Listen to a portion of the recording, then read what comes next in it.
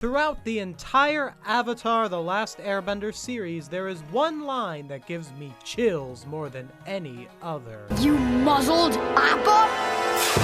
Why did I find this moment of the series so impactful? What does this moment tell us about Aang's character arc and the theme of pacifism seen in Avatar? Let's take a journey to the Earth Kingdom and explore Avatar Aang's darkest moment. Oh, also, spoiler warning for the entire Avatar series. Chapter 1. Who muzzled Appa? Okay, so who is Appa? Why was he muzzled? And why is this guy so mad about it that his eyes turn white? Appa is a flying bison, a fictional creature that acts as both a pet and convenient transportation device. Avatar: The Last Airbender takes place in a time period before planes and cars, but involves the main characters traveling the world fighting against the warmongering Fire Nation. Our hero's main mode of travel is protagonist Aang's pet flying bison. Beyond convenience, Appa is also one of Aang's pets. However, unlike Momo, Aang's other pet, Appa became Aang's pet before Aang was frozen in ice for 100 years, making them the last two surviving living creatures associated with the air nomads, as the rest were all wiped out by the Fire Nation shortly after they became frozen. Aang also subscribes to a belief system that the life of animals are equal to those of humans, shown through the fact that he doesn't eat meat. This allows him to view Appa as a more equal creature to himself, and strengthens their connection. In Season 2, Aang and his friends visit an underground library deep in the desert in order to research any potential Fire Nation weaknesses. Since Appa is too large to fit through the entrance, he stays outside with one of the other main characters, Toph. While outside, Sandbenders, which are earthbenders who specialize in controlling sand, show up and poach Appa with intent to sell him on the black market. This poses both an immediate threat and a long-lasting conflict. The immediate threat being that they literally flew into the middle of the desert to go to this underground relic. Now that their ride has been jacked, they're stranded in the wilderness, leading to the next episode, which shows the main character's journey lost through the desert. The survival-related conflict of navigating such a harsh environment with little food and water is only exacerbated by Aang's emotional conflict of losing his beloved pet, which represents the connection to the culture and world he lost. The climax of this episode is an encounter with the Sandbenders. Some of these Sandbenders are innocent to the crime of stealing Appa, but others in their group are identified by Toph through their voices, and stand accused as the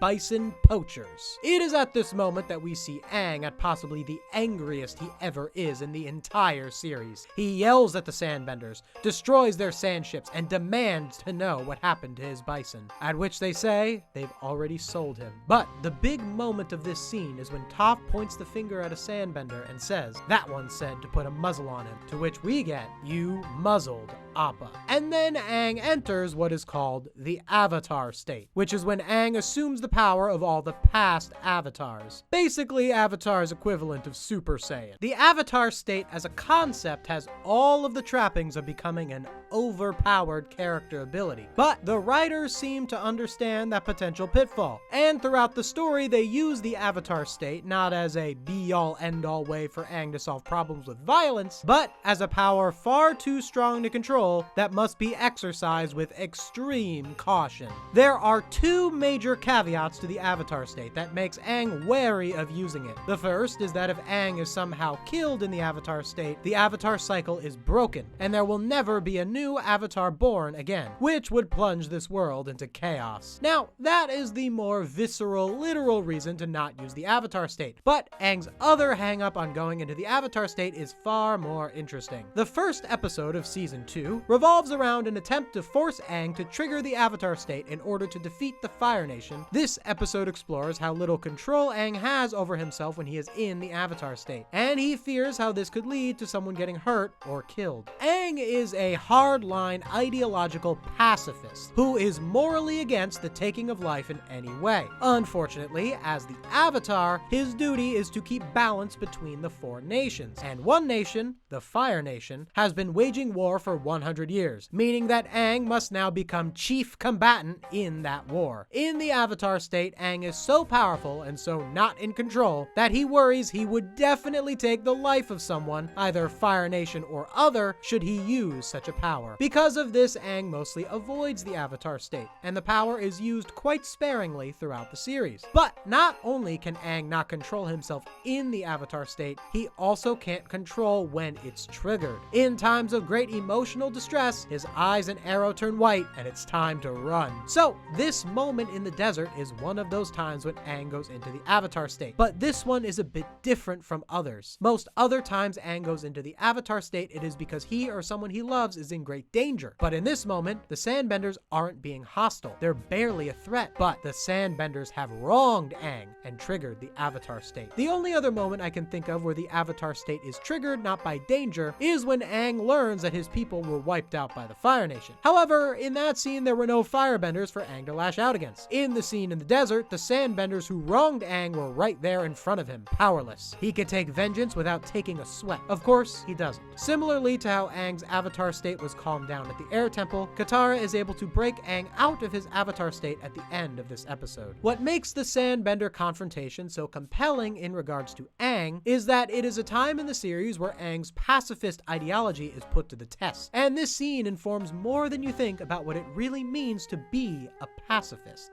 Chapter 2. Is Aang really a pacifist? You may think that a pacifist is someone who doesn't want to hurt anyone, but that's not true. Being a pacifist doesn't mean that you don't want to hurt someone. Being a pacifist just means that you don't hurt someone. It's the action that matters, not the thought. Aang's ideology is in conflict with his own emotion, and it is in conflict with the world around him that encourages violence. Aang has no current authority figure that tells him not to take a life. All of his friends would understand if he took out a few Firebenders. The leadership of the Earth and Water nations actively encourage it, and once Zuko joins the team, he would very well love to see Aang murk his abusive deadbeat dad. No one is telling Aang not to take a life, yet he still tries not to. And I say tries not to because he does take a life in the show. He actually takes many, and has done so by the Sandbender scene. There is an ongoing debate about whether or not Aang took the lives of Fire Nation soldiers during the siege at the North Pole. Using the power of the Spirit of the Sea, Aang takes on the form of this big fish thing and absolutely decimates the Fire Nation fleet. Now, some say that Aang does not take a human life in the show at any point ever, and that these attacks were all the doing of the Ocean Spirit.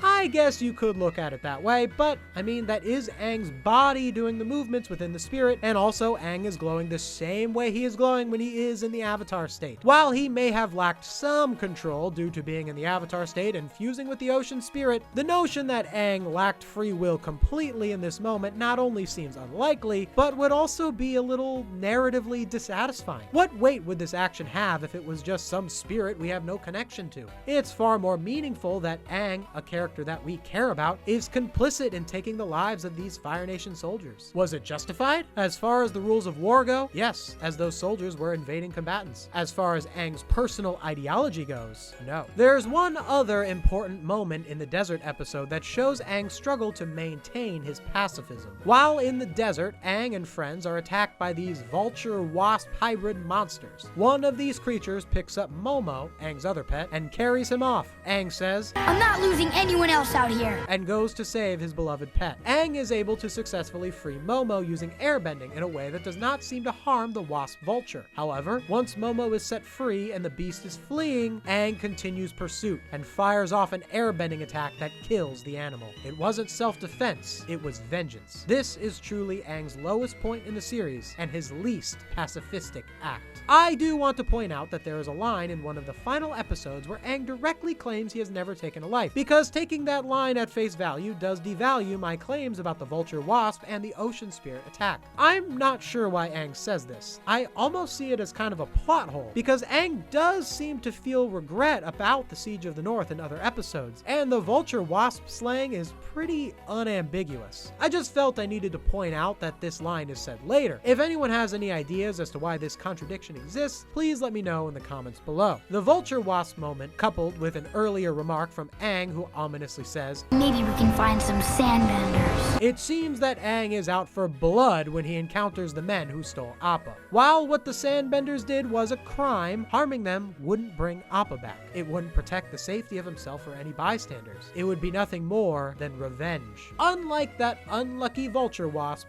Aang does not harm the Sandbenders. He spares them. In that moment, his pacifist side wins over his angry side. And I think the moment with the Sandbenders is actually a precursor to Aang's final conflict. Chapter 3: Aang versus the Fire Lord. Another reason the "you muzzled Appa" scene is so impactful is that it informs Aang's struggle in the final episodes of the series. The entire series leads up to a showdown between Aang and Fire Lord Ozai, a one-on-one fight that will determine the fate of the world. What makes the conflict of the final episodes more compelling is that it's a lot more than just, is Aang stronger than Ozai? The conflict of the final episodes revolves around Aang being pressured to take the life of Fire Lord Ozai. The Fire Lord is so powerful and so determined to take over the world that the seemingly only way to stop him would be to permanently stop him. And Aang is the only one who can do it. Because of Aang's ideology, he is against the idea of taking the life of the Fire Lord. All of his friends tell him to do it, then he gets advice from the past 4 avatars, who all give their own perspective of the situation.